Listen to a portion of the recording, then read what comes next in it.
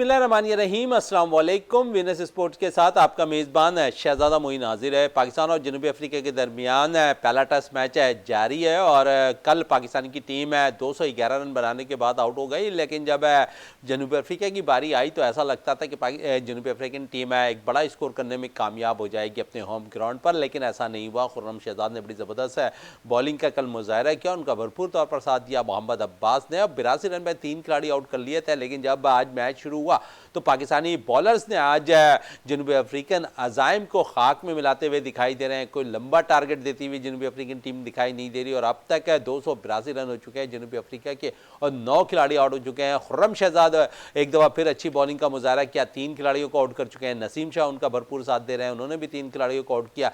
तो ओवरऑल इस वक्त सिचुएशन पाकिस्तान के लिए ज़्यादा सूदमंद इसलिए साबित हो रही है कि बड़ा टारगेट है, जो लीड है वो इस वक्त जनूबी अफ्रीकन टीम देने में नाकाम नजर आ रही है। सारी सूरत हाल पे बात करने के लिए हमारे साथ टेलीफोन लाइन पे ज्वाइन किया है हमें सीनियर स्पोर्ट्स एनालिस्ट है जावेद इकबाल भट्टी साहब ने। जावेद साहब, सबसे पहले तो थैंक्स है विनस स्पोर्ट्स में। और कैसा देख रहे हैं इस वक्त जो सिचुएशन है? आप समझते हैं कि जो ये कहा जा रहा था कि जनूबी अफ्रीकन टीम ने 211 पे पाकिस्तान को आउट कर दिया और ऐसा लग रहा था कि जनूबी अफ्रीकन टीम है बड़ा जो है यहाँ पर लीड लेने में कामयाब हो जाएगी, लेकिन पाकिस्तानी बॉलर्स ने उन्हें वो लीड लेने अब तक वैसी नहीं दिखाई दी। गो के अभी 282 रन हो चुके हैं, 9 खिलाड़ी आउट हो चुके हैं, कोई बड़ी लीड नहीं है, लेकिन आप समझते हैं कि अभी भी जनूबी अफ्रीकन टीम पाकिस्तान टीम पर हावी नजर आ रही है? बहुत शुक्रिया मोइन साहब, आपने मुझे लाइन पे लिया। लेकिन देखिए, कल जब मोइन भाई हम बात कर रहे थे कि पाकिस्तान टीम जो है, पाकिस्तान टीम ठीक है वो 211 रन पर आउट हो गई थी, लेकिन हमने कहा था कि हमारे बॉलर्स में इतनी सलाहियत है कि हमारे बॉलर्स कम बैक कर सकते हैं। लेकिन जिस तरीके के खदशे का इजहार किया जा रहा था, खदशे का इजहार किया था कि पाकिस्तान टीम जो है वो बिल्कुल ही है बहुत ज्यादा लीड, लेकिन पाकिस्तान ने इतनी ज्यादा लीड नहीं बनने दी।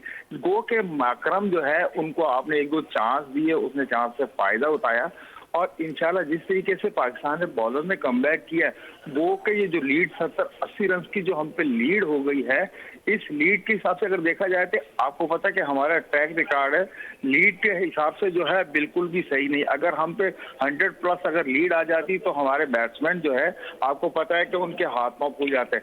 लेकिन जिस तरीके से हमारी टीम ने कमबैक किया है और इंशाल्लाह नजर यही आ रहा है, बॉलर ने जिस तरीके से साथ दिया, आज देखें खुर्रम शहजाद ने 3 आउट कर दिए, नसीम शाह ने, आमिर ने 2 आउट कर दिए, तो बॉलर ने तो अपना काम कर दिया। लेकिन अभी जो 72 रन की लीड हो गई है साउथ अफ्रीका की, जल्द अज जल्द जो है आखिरी विकेट जो है इनको लेनी चाहिए। और अगर ये आखिरी विकेट जल्द अज जल्द ले जाते हैं और आज के दिन अगर पाकिस्तान जो है अपनी सिर्फ ये लीड ही अगर उतार लेता है तो इंशाल्लाह मैं ये देख रहा हूँ कि पाकिस्तान कमबैक कर लेगा मैच में। चले, कम बैक कर लेगा पाकिस्तान मैच में, लेकिन दूसरी तरफ अगर हम देखें तो इस वक्त सिचुएशन है जनूबी अफ्रीका के हक में थोड़ी सी दिखाई देती है। लीड उन्होंने ले लिया है पाकिस्तान की जानिब से। 3 साल के बाद टीम में वापस आने वाले मोहम्मद अब्बास अब तक 1 विकेट हासिल कर सकें, क्या कहेंगे अब्बास के हवाले से और जो परफॉर्मेंस उनको देनी चाहिए पहले इनिंग में, क्योंकि बड़ा कौन कर रहा था उनकी परफॉर्मेंस है पहले इनिंग के अंदर, लेकिन ऐसा दिखाई नहीं दिया अब तक। और वही हुआ, नसीम ने अच्छी बॉलिंग की, आमिर ने अच्छी, खुर्रम ने अच्छी बॉलिंग की है, लेकिन इसमें आप समझते हैं कि हमने कल भी इस पे आपसे बात की जब स्टूडियो पे आप थे कि एक स्पिनर से अगर खेल रहा होता पाकिस्तान का तो थोड़ा सा डिफरेंट होती चीज़ अभी।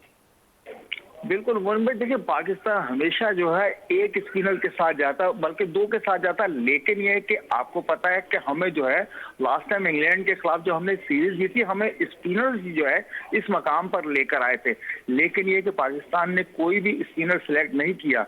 और रही बात मोहम्मद अब्बास की, देखिए मोहम्मद अब्बास ने आपको पता है काफी अरसे बाद कमबैक किया है और उनकी लाइन और लेंथ और उनकी जो बॉलिंग थी वो बिल्कुल अच्छी लाइन और लेंथ पे बॉल कर रहे थे, लेकिन वो के इतने अरसे बाद वो आए हैं, उन पे प्रेशर भी होगा। और उसके बाद आपको पता है कि हमारे चारों बॉलर जो है तकरीबन सभी कमबैक कर आ रहे थे। नसीम शाह ने भी अच्छी बॉलिंग की, खुर्रम शहजाद ने भी, आमिर जमाल ने भी। तो बात वही है, अगर हम एक जेन्युइन स्पिनर के साथ जाते तो आखिरी की जो टेल है आज का हमें जो है हमारे स्पिनर्स जो है वो बहुत जल्द आउट करके दे देते हैं। लेकिन अब जो है, अब आपने जो लीड आप पे आ गई है तकरीबन 70 प्लस की, तो मैं ये देख रहा हूँ कि पाकिस्तान के जो टॉप ऑर्डर है अब उस पर भारी जिम्मेदारी आयद होती है। साइम अयूब से एक अच्छी और बड़ी इनिंग्स की तवक्का रखनी चाहिए और कप्तान शान मसूद पे तो इनिंग ड्यू है, क्योंकि उन्हें कैप्टन इनिंग्स खेलनी होगी इस सेकंड इनिंग में, क्योंकि आज तो सिर्फ दूसरा दिन चल रहा है और आप इस मकाम पर आ गए हैं कि आप मैच में वापस आ सकते हैं। अच्छा जावेद साहब, 2 दिन की बात कर रहे हैं, आज दूसरा रोज़ है और 2 दिन के अंदर हम देख रहे हैं कि 2 इनिंग्स होने वाली हैं कंप्लीट, और ऐसा लगता है कि यहाँ पर अगर जनूबी अफ्रीकन टीम आउट हो जाती है तो अभी तो काफ़ी वक्त पड़ा है इस मैच में, क्योंकि अभी टी टाइम भी बाकी है और उसके बाद मैच का सिलसिला मज़ीद भी रहेगा। फिर अब तो टाइम बड़ा है इस मैच के अंदर, फैसला ज़रूर होगा। बिल्कुल मोइन भाई, देखें टेस्ट क्रिकेट जो होती है वो ना सिर्फ आपने विकेट पे जाके रन्स करने हैं, बल्कि आपने सेशन टू सेशन जो है टाइम के साथ भी खेलना होता है। किस तरीके से आपने अपनी स्किल्स जाकर शो करनी है विकेट पे, और आपने टाइम को साथ लेकर चलना होता है। देखें आज 2 दिन अभी कंप्लीट नहीं हुए, जैसे कि आपने कहा, अभी तो टी के बाद भी 2 घंटे का सेशन बाकी है। तो असल ये है कि देखिए मैच तो फैसला कुन होता हुआ नजर आ रहा है। इस विकेट पे जिस तरीके से माकरम ने इनिंग्स खेली है, हमारे अगर टॉप ऑर्डर 2 से 3 प्लेयर भी ऐसी इनिंग्स खेल देते हैं और हम अगर 50-60 रन की भी लीड ले लेते हैं साउथ अफ्रीका पे, तो इंशाल्लाह देखिएगा कि जो हमारी साबका परफॉर्मेंस थी इंग्लैंड के खिलाफ, हमने जो 2 टेस्ट खेले और फिर उसके बाद जो वनडे में हमने क्लीन स्वीप करते हुए हारे साउथ अफ्रीका को, तो प्रेशर में तो साउथ अफ्रीका हमारे खेलेगी। लेकिन असल मसला है कि आपके जो टॉप ऑर्डर है, अगर आज आपकी टॉप ऑर्डर की बैटिंग आती है और आप बगैर विकेट दिए कम से कम लीड उतार के ऊपर 50-60 रन ले लेते हैं, तो मैं देख रहा हूं कि पाकिस्तान के बहुत अच्छे चांसेस हैं। और अभी दोनों टीमों के चांसेस जो है अभी तकरीबन 1.25 दिन जावेद साहब, आप कह रहे हैं कि 50-50 दोनों टीमों के चांसेस जो हैं इस वक्त बराबर नज़र आ रहे हैं। अब थोड़ी सी बात है कल जनूबी अफ्रीकन बॉलिंग की कर लें। डेब्यू करने वाले बुश ने बड़ी ज़बरदस्त बॉलिंग का मुजाहरा किया, 4 खिलाड़ियों को आउट किया। क्या कहेंगे उनकी बॉलिंग के हवाले से? डेब्यू में बड़ी ज़बरदस्त बॉलिंग का मुजाहरा कल उन्होंने किया है। बिल्कुल, बोसे ने जो कल आउटस्टैंडिंग की, अपने डेब्यू पे 4 आउट किए हैं। और फिर मोइन भाई उनकी जो बॉलिंग, आपको पता है कि वनडे में भी बहुत ही शानदार उन्होंने डेब्यू किया था और टेस्ट में भी बहुत शानदार डेब्यू किया। और फिर है से ऑलराउंडर वो नजर आ रहे हैं साउथ अफ्रीका को, एक बहुत मुस्तनद जो है बॉलर बैट्समैन ऑलराउंडर की चक्कर में मिल गया। आज देखे उनके स्ट्रोक देखे, उन्होंने 50 कर दिए। तो ये सारी चीजें साउथ अफ्रीका के लिए, बोसे ने जो आकर साउथ अफ्रीका में एक नई जान फूंक दी है। जिस तरीके से साउथ अफ्रीका जो है वर्ल्ड चैंपियनशिप खेलने के लिए, आपको पता उन्हें सिर्फ एक फतह दरकार है। तो मैं ये देख रहा हूँ कि बोसे के आने से जो साउथ अफ्रीका की टीम की जो है नजरें जो है फाइनल पे बिल्कुल मरकूज हो गई हैं। और इन्होंने तो मकसद अभी से प्लानिंग भी शुरू कर दी होगी, क्योंकि आपको पता है सिर्फ इंडिया सेकंड था, लेकिन साउथ अफ्रीका अगर एक टेस्ट जीत जाती है तो इस लड़के ने, जो बॉसे ने, आके एक नई रूह होगी साउथ अफ्रीका में। और ये देखिएगा कि आगे फाइनल में भी लॉर्ड्स में इनका सफर जो है तमाम होगा। अच्छा जावेद साहब, ये भी बता दें कि इस वक्त अगर 70+ रन की लीड है जनूबी अफ्रीका की टीम की, और अगर वो लीड 100-125 लेने में कामयाब हो जाती है पहले इनिंग में, प्रेशर पाकिस्तान टीम पे होगा और फिर पाकिस्तान टीम में कितना स्कोर कर दे जो लीड उतारने के बाद जनूबी अफ्रीका टीम पर जो है भारी नज़र आए। हुमायूं भाई, ये आपकी बात बिल्कुल सही है, क्योंकि अगर आप 100+ लीड पे चले, अगर साउथ अफ्रीका ने 100+ की आप पे लीड चढ़ाया, तो आपको पता है कि हमारा जो ट्रैक रिकॉर्ड है, साहब का रिकॉर्ड अगर आप देखें, हमारे यहाँ तो 70-80 रन की भी जो लीड होती तो हमारे बैट्समैन जो पैनिक में आ जाते हैं। लेकिन यह है कि अब जिस तरीके से हमारी टेस्ट टीम ने उड़ान भरी है और जिस तरीके से फतह हासिल करती आ रही कंटिन्यू, तो मैं ये देख रहा हूँ कि अगर आप साउथ अफ्रीका की लीड उतारने के बाद 220-25 रन भी अगर कर लेते हैं, तो मैं नहीं देख रहा है कि साउथ अफ्रीका की टीम जो है वो स्कोर चेस कर पाएगी, क्योंकि हमारी जो बॉलिंग है आउटस्टैंडिंग बॉलिंग जा रही है। और फिर आपको पता है चौथी इनिंग से एक प्रेशर अलग होता है, उस प्रेशर में आके साउथ अफ्रीका को मैं नहीं देख रहा कि 220-25 रन जो है लीड उतारने के बाद भी वो चेस कर पाएगी। यहाँ पर जावेद साहब, अगर हम देखें तो दूसरा रोज़ है और 2 दिन तक यहाँ इस विकेट पर अब तक फास्ट बॉलर्स जो है हावी नज़र आ रहे हैं बैटर्स पर, और यकीनन तीसरे रोज़ भी अब देखना पड़ेगा कि वहाँ सिचुएशन क्या होती है। 2 रोज़ तक तो फास्ट बॉलिंग यहाँ पर दोनों टीमों की जानिब से अच्छी दिखाई गई, विकेटें लेते हुए दिखाई दे रहे हैं। आप समझते तीसरे रोज़ थोड़ा सा विकेट फटेगी तो वहाँ पर सलमान अली आगा का रोल भी बड़ा इम्पोर्टेंट होगा। जी मोइन भाई, जब तीसरा दिन होगा तो मैं देख रहा हूँ कि लंच के बाद जो है ना विकेट का बिहेवियर थोड़ा सा चेंज होगा। वहाँ आप जो है साइम अयूब और सलमान आगा की सलाहियतों से भी फायदा उठा सकते हैं। वो के अभी तो डोमिनेट कर रहे हैं, दोनों साइड से फास्ट बॉलर डोमिनेट कर रहे हैं। साउथ अफ्रीका के फास्ट बॉलर ने डोमिनेट किया, पाकिस्तानी फास्ट बॉलर ने डोमिनेट किया। लेकिन तीसरे दिन जब लंच के बाद जो है विकेट का बिहेवियर चेंज होगा, थोड़े से क्रैक्स आएंगे, तो मैं ये देख रहा हूँ कि सलमान अली आगा और साइम अयूब इनकी सलाहियतों से है कप्तान शान मसूद फायदा उठा सकता है। बिल्कुल शान मसूद फ़ायदा उठा सकते हैं। खुद शान मसूद की परफॉर्मेंस कितनी काउंट करेगी इस टेस्ट मैच में?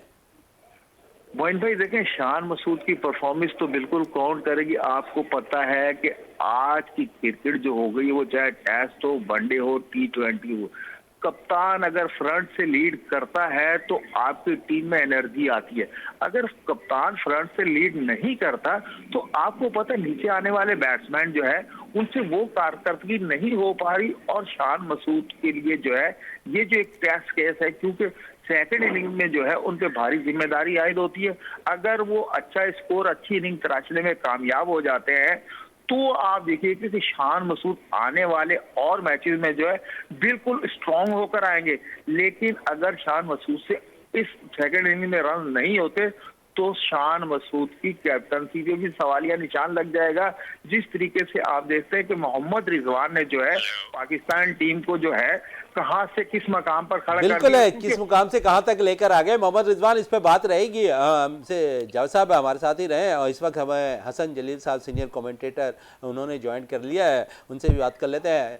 हसन जलील साहब, विनर्स स्पोर्ट्स में खुश आमदीद। और क्या कहेंगे, पाकिस्तान की पहली इनिंग 211 रन पर आउट, फिर अब पाकिस्तान के बॉलर्स ने थोड़ी अच्छी बॉलिंग का मुजाहरा किया है, जनूबी अफ्रीकन बैटर्स को खुलकर खेलने का मौका नहीं दिया। 282 रन हो चुके हैं और उनके 9 खिलाड़ी आउट हो चुके हैं। खुर्रम ने अच्छी बॉलिंग की है, नसीम ने अच्छी बॉलिंग की है, साथ दिया आमिर जमाल ने। लेकिन 3 साल के बाद टीम में वापस आने वाले मोहम्मद अब्बास थोड़े से बुझे बुझे दिखाई दे रहे हैं। पाकिस्तान की एक वीकनेस हमेशा से चली आ रही है कि जो लास्ट, अगर आप शुरू के जल्दी आउट कर लेते हैं तो आखिरी 2 या 3 विकेट पाकिस्तान को हमेशा तंग करते हैं। मैं समझता हूं कि ऐसे मरहले पर जैसी सिचुएशन इस वक्त थी, थोड़ी सी अनऑर्थोडॉक्स जो है स्ट्रेटजी इस्तेमाल करनी चाहिए थी। आपके पास 2 स्पिनर मौजूद हैं, आगा सलमान हैं, उसके बाद साइम अयूब हैं। आप 2-3 ओवर उनसे करवा के देखते और मैं समझता हूँ कि ये अच्छा होता, क्योंकि बॉश का जो रिकॉर्ड अगर आप देखें उनका, तो बॉश स्पिनर के सामने कोई बहुत ज्यादा अच्छा नहीं खेलते। कि ये ठीक है कि पिच जो है वो फास्ट बॉलर्स के लिए साजगार है, लेकिन ऐसे मौके पे गैर रिवायती हथकंडे इस्तेमाल किए जाने चाहिए। और मैं समझता हूँ जो इतनी ज्यादा लीड उनको दे दी गई, एक मरहले पर आपको याद होगा कि 6 खिलाड़ी आउट थे और तकरीबन 180 स्कोर था। उसके बाद 200 से पहले पहले 7वीं विकेट गिर गई। तो ख्याल ये था कि अगर 10-15 बहुत लीड भी अगर ली साउथ अफ्रीका ने तो 10 या 15 रन की होगी। लेकिन बहरहाल फिर भी पाकिस्तान ने रिस्ट्रिक्ट किया है और बड़ी अच्छी बॉलिंग की। जहां तक अब्बास का ताल्लुक है, जाहिर है कि बहुत अरसे के बाद, 3 साल के बाद वो टेस्ट मैच खेल रहे हैं, तो रिदम में आने में थोड़ा टाइम लगता है। फर्स्ट क्लास में और टेस्ट मैच में बड़ा फर्क है। लेकिन अब्बास ने अच्छी बॉलिंग की ओवरऑल। लेकिन खुर्रम के बारे में मैं पहले भी एक मरतबा कह चुका हूँ कि खुर्रम आपके पास इस वक्त बेहतरीन ऑप्शन है स्विंग कराने के मामले में, और उन्होंने साबित कर दिया। उन्होंने, मैं समझता हूँ कि 2024 की बेस्ट बॉल भी की। जिस तरीके से उन्होंने गेंद को स्विंग कराया है, अगर उन्हें थोड़ा सा इनकरेज किया जाए तो he can be a world class bowler.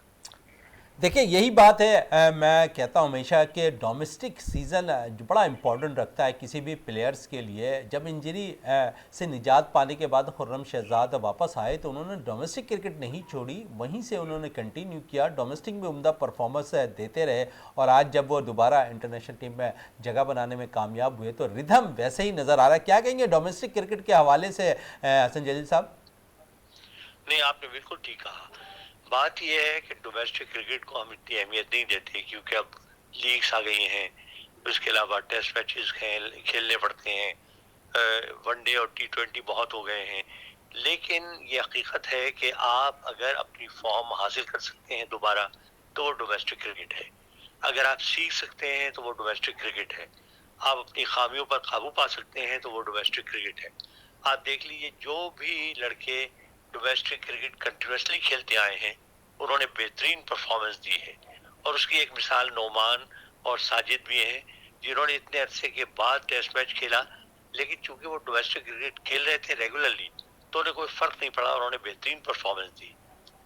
चलें नुमान साजिद की तरफ आप आ गए हैं, तो चलें नुमान तो टीम के साथ वहाँ मौजूद हैं, और थोड़ी सी मैं ये ज़रूर पूछूंगा आपसे कि यहाँ पर हमने 4 फास्ट बॉलर्स के साथ ग्राउंड में उतरने का फ़ैसला किया। शान मसूद का इस फैसले को किस तरह देख रहे हैं आप? क्या आप समझते हैं संजरन की विकेट जो है चौथे रोज़ जो है थोड़ा सा हेल्प करेगी स्पिनर्स के लिए?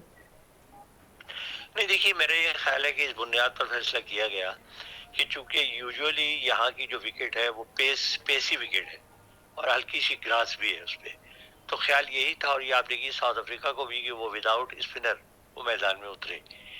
लेकिन यह है कि आपके पास एक बेहतर ऑप्शन है कि आपके पास 2 स्पिनर्स मौजूद हैं। आगा सलमान तो बड़ी अच्छी फॉर्म में है, सलमान आगा, और विकेटें भी ले रहे हैं। साइम अय्यूब भी अच्छी बॉल करते हैं, साथ साथ सऊद शकील भी बॉलिंग कर लेते हैं। सऊद शकील कर लेते हैं, फिर Saim Ayub is a very good bowler. Saim Ayub का अगर आप गौर करें तो उसमें खासी मिस्ट्रीज है। वो जो तेज बॉल करता है वो बहुत ही यानी ऐसे एक्शन के साथ करता है कि आपको अंदाजा नहीं होता कि गेंद किस वक्त तेज आएगी। यानी माजी में जिस तरह शाहिद खान आफरीदी किया करते थे शूटर। और हाँ बिल्कुल बिल्कुल, और मैं समझता हूँ अगर पाकिस्तान किसी सूरत से दूसरी इनिंग में 250 की लीड लेने में भी कामयाब हो जाए तो पाकिस्तान के लिए मैच जीतने के मौके हैं। लेकिन सेकंड इनिंग में पाकिस्तान को खासी मेहनत करनी होगी।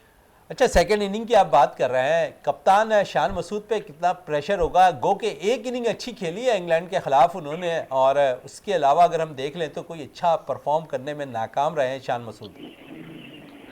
शान मसूद को मेरा ख्याल है ये अच्छी इनिंग खेलनी चाहिए। एक तो उन पे प्रेशर भी है, और दूसरे ये है कि मैं समझता हूँ ओपनिंग रोल में वो ज्यादा सेट है। आप ये देखिए जितने भी उन्होंने बड़े स्कोर बनाए हैं पाकिस्तान की तरफ से, सेंचुरी बनाई, काउंटी क्रिकेट में जो कुछ भी उन्होंने किया वो ओपनिंग बैट्समैन की हैसियत से किया है। बड़ी अच्छी बात आपने कही हसन जलील साहब, लेकिन थोड़ा सा मैं आऊँगा एक दफ़ा फिर खुर्रम शहजाद की तरफ। और आपने जिस तरह उनकी बॉलिंग देखी है, आपने ख़ुद भी कहा कि बेस्ट बॉल ऑफ द 2024 उन्होंने स्विंग करा कर दिखाई है, और आप समझते हैं मज़ीद और काम करने की ज़रूरत है उन पर? डेफिनेटली थोड़ा सा अपना पेस उन्हें थोड़ा सा कोई तकरीबन 2 या 3 यार्ड जो है वो बढ़ाना होगा। इस वक्त वो गेंद कर रहे हैं 130, 130, 131, 132 पे। उसके साथ साथ अपने फिटनेस में बड़ा अहम रोल अदा करना उनको खुद भी। हसन जलील साहब, हम देखते हैं कि थोड़ा सा वो रिदम में आते हैं फिर इंजरी का शिकार हो जाते हैं। नहीं, उसकी देखिए उसकी वजह ये है कि वही वाली बात है कि थोड़ा सा इस तरफ तवज्जो हम लोग देते नहीं है। बात यह है कि देखिए पेस बॉलर का जो सबसे बड़ा असासा होता है वो उसकी बैक होती है। आप अपनी कमर को मजबूत रखें, अपने जो बाजू हैं उनको आप मजबूत रखें, उसके लिए आपको एक्स्ट्रा एक्सरसाइजेस की जरूरत है। हम इसको बड़ा कैजुअली लेते हैं, हम कहते हैं नेचुरल बॉलर है, बड़ा अच्छा बॉलर है, करा ही रहा है, हमसे क्यों तक करें। लेकिन इन चीजों पे तवज्जो देने की जरूरत है। आप देख लीजिए अब स्टार्क इस उम्र में, और आप उसकी फिटनेस का आलम देखें, आप इसी तरह कमिंस का आलम देखें, सारे फास्ट बॉलर बाहर के देखें, तो फिटनेस पे तवज्जो देने की जरूरत है।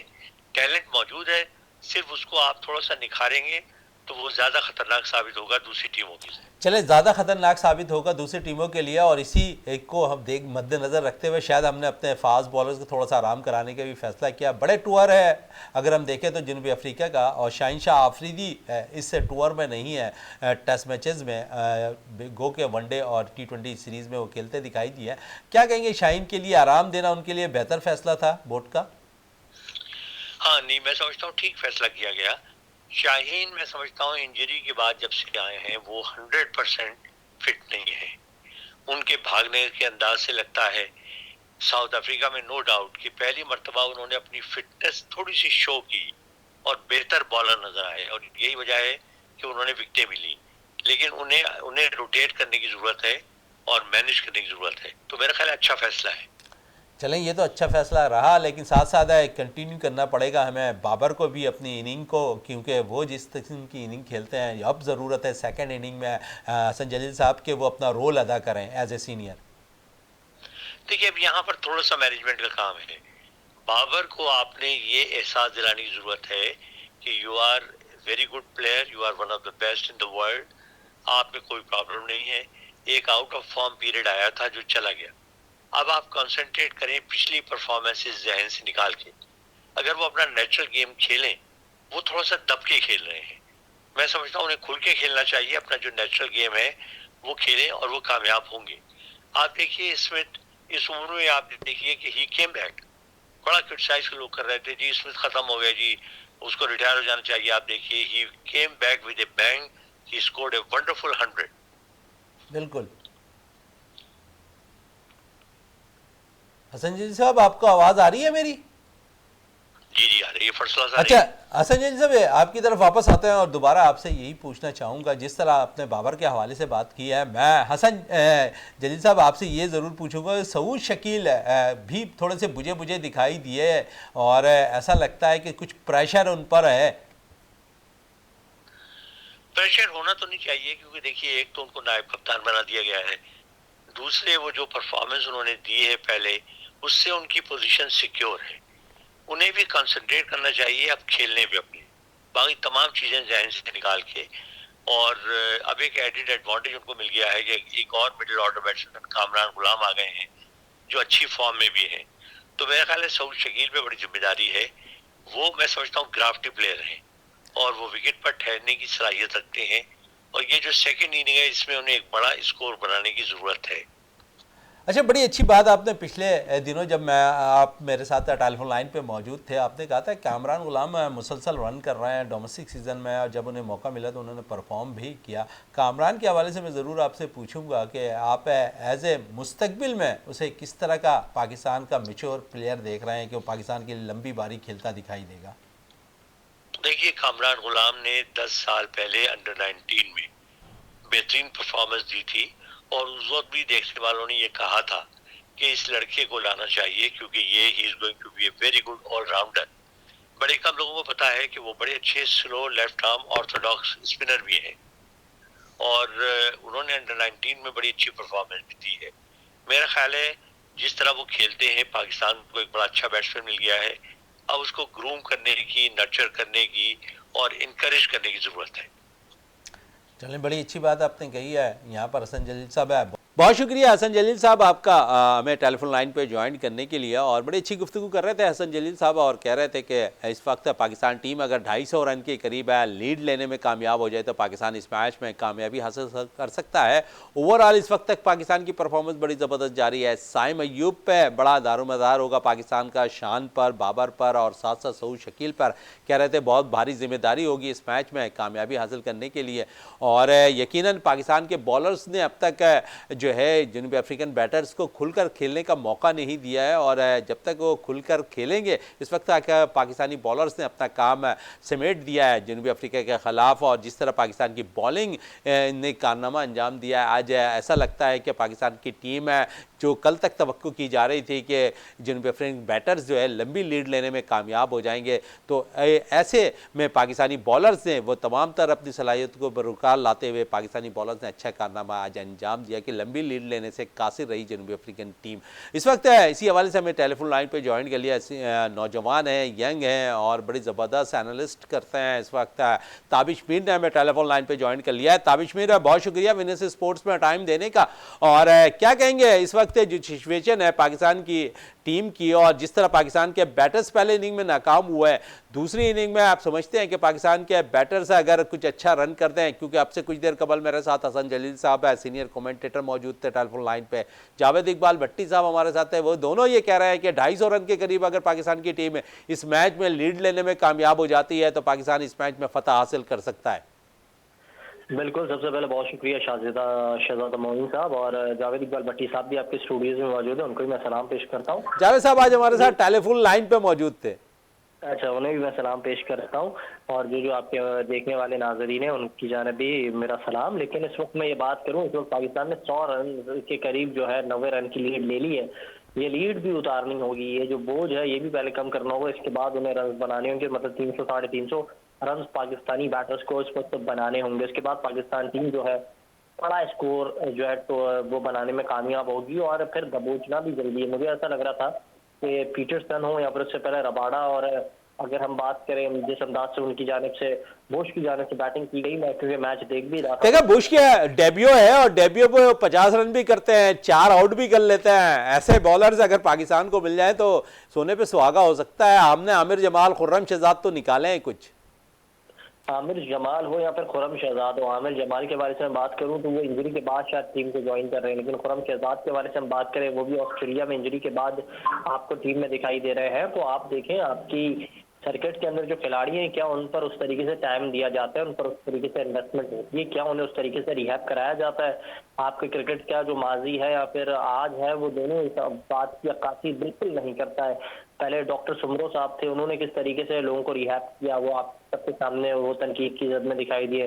इस वक्त जो आपके पास मैनेजमेंट कमेटी में लोग मौजूद हैं वो तनकीद की जद में अक्सर दिखाई देते हैं, शायद सुर्खियां बनती हैं, वो कभी ट्विटर पर ट्वीट्स भी कर देते। तो ये शाह फसाना या फिर ये अहमकाना निज़ामे बेदुरुस्तगी जो है पाकिस्तान की क्रिकेट के हलकों में मामूल बन गई है। लेकिन इस वक्त शहजादा मोइन साहब आप जो गुफ्तगू कर रहे हैं, आपकी गुफ्तगू से भी हम ये अंदाजा लगा सकते हैं पाकिस्तान टीम इस वक्त उन सर्द पानी में मौजूद है जहाँ से निकलना इतना आसान होगा नहीं। पाकिस्तान टीम के बैटर ताबिश, हमेशा आप बड़े पॉइंट की एक बात कर लेते हैं और आज मैं आपसे ज़रूर ये चीज़ पूछूंगा कि परफॉर्म पाकिस्तान ने इंग्लैंड के ख़िलाफ़ किया और अब सीरीज़ जीतने में कामयाब रही। 2 स्पिनर्स ने रोल बड़ा इंपॉर्टेंट अदा किया पाकिस्तान टीम की जानिब से।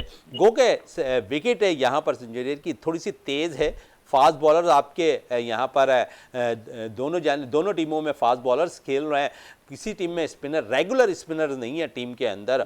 और मैं ये ज़रूर पूछूंगा आपसे कि अगर माजी जितनी भी उठाकर देख रहे हैं हिस्ट्री पाकिस्तान की, कि चाहे वो इंग्लिश विकेटें हों या पाकिस्तान की होम सीरीज़ हो, रोल बड़ा इंपॉर्टेंट रहा है स्पिनर्स का हमेशा। और अगर आपके पास है रेगुलर स्पिनर्स हैं तो वही आपको मैच जिताते हुए दिखाई। नोमान आपके पास मौजूद थे, आपने नोमान को इस मैच में नहीं खिलाया। वो कि परफॉर्मेंस आपके सामने ही है, नोमान साजिद दोनों की, साजिद टीम के साथ है नहीं आए, लेकिन नोमान इस वक्त मौजूद थे। क्या आप समझते थे कि नोमान को यहाँ पर आमिर जमाल या खुर्रम शहजाद किसी एक में से ड्रॉप कर आप नोमान को खिलाते? नहीं, मैं समझता हूँ इस वक्त जो पिच कंडीशंस थी वो स्पिनर्स के लिए इतनी सूदमंद नहीं थी। आप देखिए हरीफ टीम ने भी जो है अपने फास्ट बॉलर्स को यूटिलाइज किया। रबाडा उस तरीके से फायदेमंद साबित नहीं हुए, लेकिन आपने जिक्र किया मुश्किल उसने 4 विकेटें ली। तो इसी तरह से मुझे लग रहा है कि जिस अंदाज से पाकिस्तान की भी हिकमत अमली थी कि अवे सीरीज में उस अंदाज से खेल पेश किया जाएगा। आप देखें पाकिस्तान की सरजमीन जो है वो बॉलिंग ट्रैक के हवाले से स्पिनर्स को बड़ा फायदा पहुंचाती है, लेकिन शायद अवे सीरीज में ऑस्ट्रेलिया हो, इंग्लैंड हो, न्यूजीलैंड हो या फिर जनूबी अफ्रीका हो, वहां आपको वो कंडीशंस नहीं मिलती हैं जो आपको अपनी सरजमीन पर मिलती हैं। तो उन चीज़ों को मद्देनजर रखते हुए बुरी जो हेड कोच है आकिब जावेद साहब, उन्होंने चीज़ों को तयन किया और इसके बाद यही हिकमत अमली हुई। आप देखें हरीफ टीम को दबोचने में कामयाब हुआ, यहाँ मैच जीतना आपके लिए बड़ा क्रिटिकल हो सकता है। इस वक्त जनूबी अफ्रीका जो खेल रही है उसकी नज़र वर्ल्ड टेस्ट चैंपियनशिप पर है, और अगर वो अच्छा परफॉर्मेंस का मुजाहरा कर लेती है 2 टेस्ट मैचेस में, पाकिस्तान को अगर अल्लाह ना करे शिकस्त का सामना होता है तो फिर तो वो World Test Championship final Australia के साथ खेल रहे होंगे, ऑस्ट्रेलिया के खिलाफ खेल रहे होंगे, हिंदुस्तान बाहर हो जाएगी। जिस तरीके से इस वक्त बॉक्सिंग डे टेस्ट ऑस्ट्रेलिया में जारी है, तो एक बड़ा सिनेरियो है, एक बड़ी कंडीशंस है। बड़ी कंडीशंस में देखना होगा किस तरीके से दोनों टीमें अपनी हिकमत अमली बनाती होंगी, और ये कांस्टेंट हिकमत अमली नहीं होगी, दोनों तरफ जो है इक्वलम हिकमत अमली काम कर रही होगी। और चले हिकमत अमली पे बात कर रहे हैं आप, थोड़ा सा मैं शान के हवाले से भी आपसे बात करूंगा। और जिस किस्म की कप्तानी वो कर रहे हैं, क्या उन पे भी अब प्रेशर है रिजवान की 3 कंटिन्यूस सीरीज जीतने पर? और अगर शान यहाँ परफॉर्म नहीं करते, सिर्फ इंग्लैंड के खिलाफ उन्होंने अपनी कप्तानी शो की है, और ऐसा लगता है कि क्योंकि वो होम सीरीज़ थी वहाँ बॉलर्स ने आपका साथ दिया बहुत ज़्यादा, और यहाँ पर आप देख रहे हैं थोड़ा सा चेंज नज़र आ रहा है। और इसमें आप समझते हैं कि थोड़ा सा शान पे भी प्रेशर है? शान पे यकीनी तौर पर प्रेशर नहीं होगा, उनकी बैटिंग यूनिट अगर उस तरीके से कोलैप्स हो गई, लेकिन अगर न्यू डेब्यूटेंट जो है कामरान गुलाम जो एक नए खिलाड़ी थे, उन्होंने अच्छी परफॉर्मेंस का मुजाहरा किया। फिर टीम में बड़े बड़े नाम मौजूद हैं, लेकिन ये बड़े बड़े नाम बड़ी परफॉर्मेंस नहीं दे पा रहे हैं। आपके पास रिजवान है, आपके बाबर आजम है, आपके सलमान अली आगा टीम के साथ मौजूद है, वो यूनिट का हिस्सा है। तो सऊद शकील भी तो परफॉर्म नहीं दे रहे। सऊद शकील है, बिल्कुल आपने ठीक फरमाया।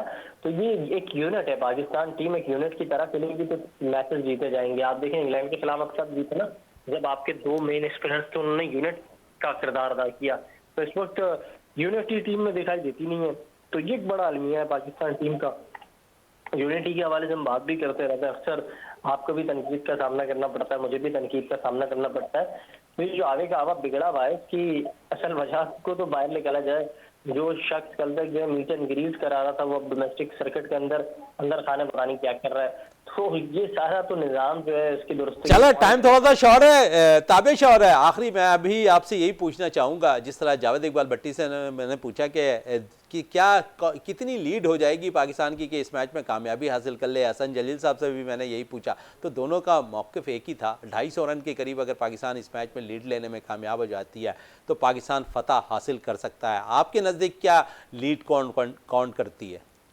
जी, आपके जो साथी जो है मेहमान थे, उनका जो मौक़िफ़ है वो बिल्कुल दुरुस्त है। मैं भी उस मौक़िफ़ की जो है उस पर ही कायम रखूँगा। और मैं भी यही चाहूँगा कि पाकिस्तान टीम एक बड़ा टोटल स्कोर बोर्ड पर सजाए, और पाकिस्तानी जो बैटर्स हैं उनकी जिम्मेदारी है कि वो खुलकर खेलें, रन बनाए, अपने रिकॉर्ड बनाए। बाबर आजम के 4 रन के साथ 4000 की जो संग मील है वो मुकम्मल हुई है। अब उन्हें 4100 रन करने चाहिए, यहाँ पे 4200 रन होने चाहिए, उनका टोटल में इजाफा होना चाहिए।